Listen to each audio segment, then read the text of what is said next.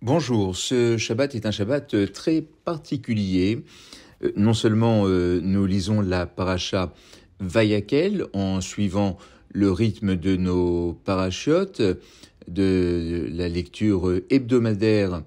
de la Torah, mais qui plus est, c'est une paracha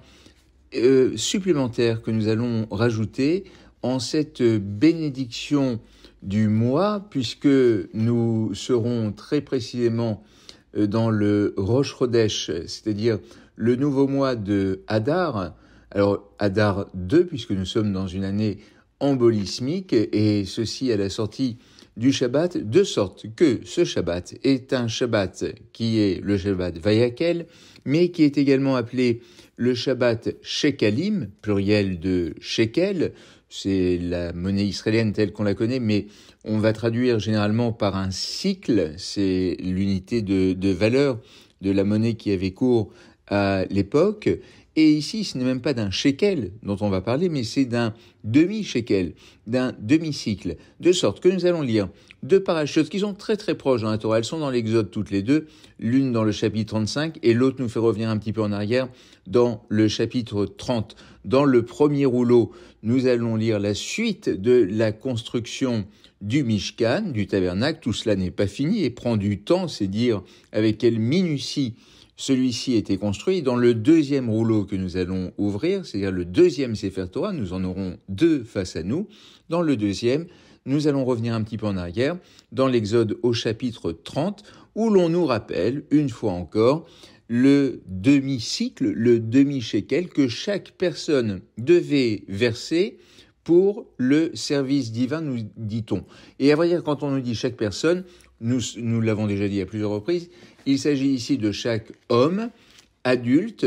Alors je suis un petit peu désolé de devoir dire cela dans ce Shabbat du vendredi 8 mars, qui est la Journée internationale du droit de la femme, mais voilà que les femmes sont exclues, on ne parle ici que des hommes, mais pour une raison qu'il nous faut rappeler sans cesse, c'est que lorsqu'il s'agissait d'un dénombrement dans la Torah, il y en a eu plusieurs, ces dénombrements avaient pour but de compter les hommes majeurs, valides et en état de pouvoir faire la guerre lorsque celle-ci devait se présenter. Et l'on sait que durant les 40 années de pérégrination dans le désert, les Hébreux ont eu à affronter de très très nombreux peuples qui leur étaient hostiles, et lorsque ces peuples hostiles semblaient aller à leur rencontre ou étaient proches, eh bien, l'on comptait les hommes. Ça, c'était une première chose. Et puis la deuxième chose était liée à la construction du tabernacle, ce dont on parle maintenant, qui faisait que, au fond, il y avait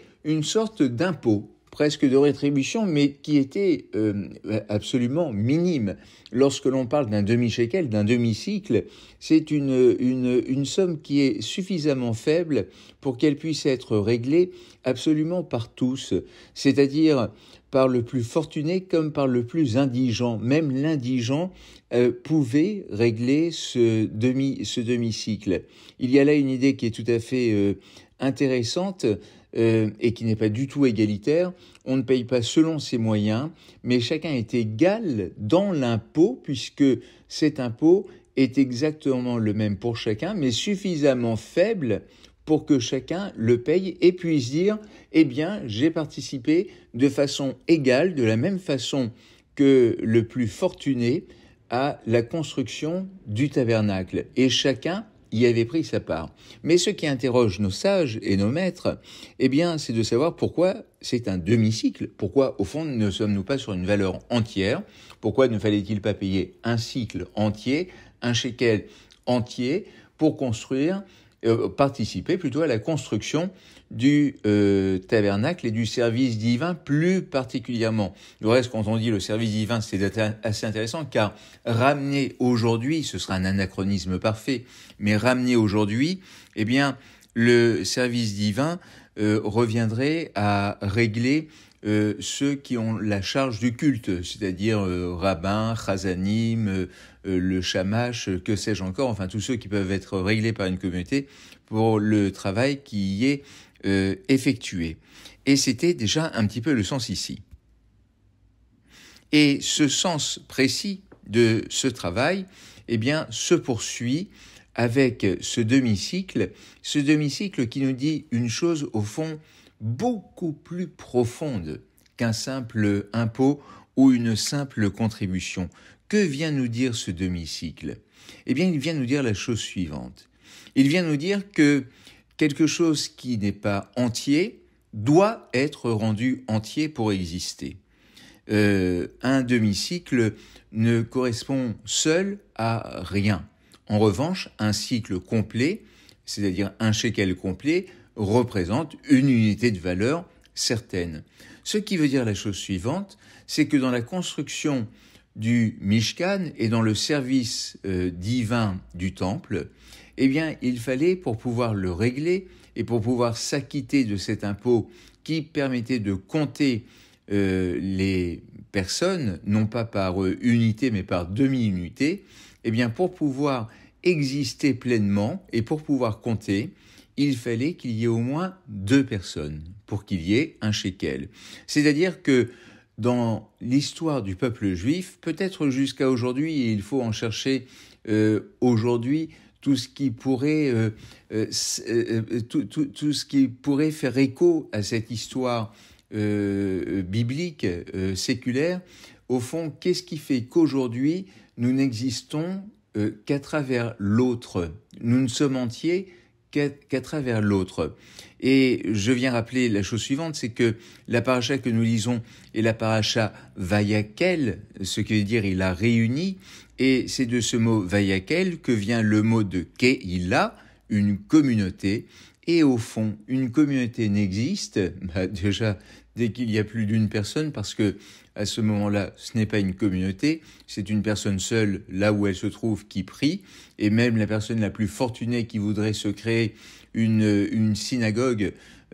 pour lui tout seul, eh bien tout cela n'aurait aucun sens, déjà parce que nous savons qu'il faut un minyan, qu'il faut un quorum de 10 adultes pour pouvoir réciter certaines prières, pour pouvoir lire dans la Torah, ainsi de suite. Donc de toute façon, dans le judaïsme et dans le culte juif, il nous faut toujours être plusieurs. Une personne seule ne comptera pas, ou c'est une prière individuelle, dans son cœur, dans son coin, qui a toute sa validité, mais qui ne fait pas une keila, qui ne fait pas du tout une communauté. Or, pour faire communauté, eh bien, il faut qu'il y ait au moins 2 personnes, c'est entendu, et puis bien plus. Et je pense très souvent à notre histoire très récente de GEM, de judaïsme en mouvement, qui est une histoire au fond totalement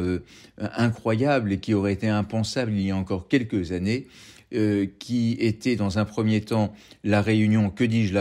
fusion des 2 principales communautés libérales françaises et parisiennes, qui étaient, j'en parle presque au passé, qui étaient le MGLF, le Mouvement Juif Libéral de France, et l'ULIF, l'Union Libérale Israélite de France, qui sont devenus GEM Beaugrenelle et GEM Copernic. Plus tard, dans cette fusion, j'en ai ma petite part de fierté avec ma communauté, est venue la JTM, l'Alliance pour un judaïsme traditionnel et moderne, de sorte que ces 3 communautés, de taille tout à fait inégale du reste,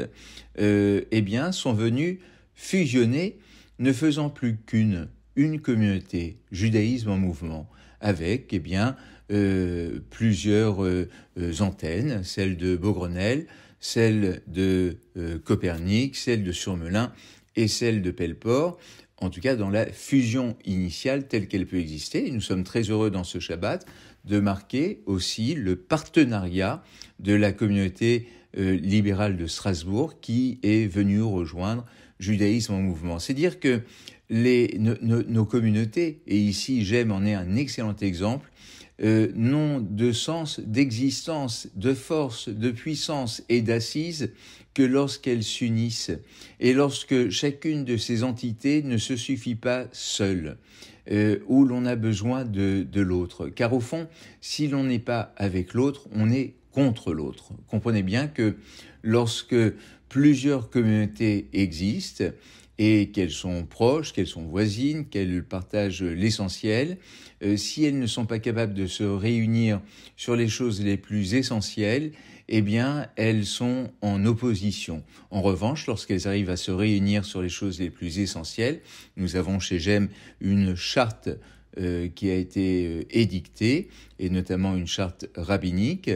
que tous les rabbins, maintenant quasiment une dizaine de rabbins chez GEM, signent, a dû signer et y adhèrent pleinement, eh bien c'est dans ces chartes, c'est dans ces signes d'unité que nous existons et que nous sommes plus forts encore. Et je crois que aujourd'hui, nous avons chacun cette grande fierté d'appartenir à un mouvement qui dépasse nos propres communautés, à ce mouvement qui est GEM, qui est Judaïsme en mouvement, et de se dire que nous en faisons partie. Et au quotidien, je dois vous dire que dans la vie des rabbins, il y a quelque chose qui est tout à fait remarquable, car nous allons indifféremment officier dans l'une ou l'autre des synagogues. Certes, nous avons nos attaches avec nos synagogues historiques, mais lorsqu'il s'agit d'un Beth Din, par exemple, d'un tribunal rabbinique qui doit se réunir, eh bien, à ce moment-là, les rabbins savent se retrouver, même s'ils ne sont pas de la même communauté originellement, mais parce qu'ils font partie de cette même institution qui est GEM, pour pouvoir siéger dans le même Beth Din. C'en est là un très bel exemple, et un très bel exemple dans ce Shabbat Vayakel et dans ce Shabbat Shekalim, en disant une fois encore que nous ne pouvons trouver notre force que dans l'unité et dans le fait que l'autre va compter, et que nous aurons dans le fait de le faire compter parmi nous du respect également pour la personne qu'il est, à part égale pour ce que nous sommes nous-mêmes, et que nous sommes prêts à mettre ensemble au service d'une noble cause, eh bien en commun ce qui nous réunit dans cette très belle institution qu'est GEM. Eh bien, je souhaite une très longue vie non seulement à GEM, mais je vous souhaite à tous un Chodesh Tov, un nouveau mois de Hadar, le deuxième mois de Hadar qui arrive, qui vous soit le plus paisible, heureux possible, et bien évidemment, Shabbat Shalom.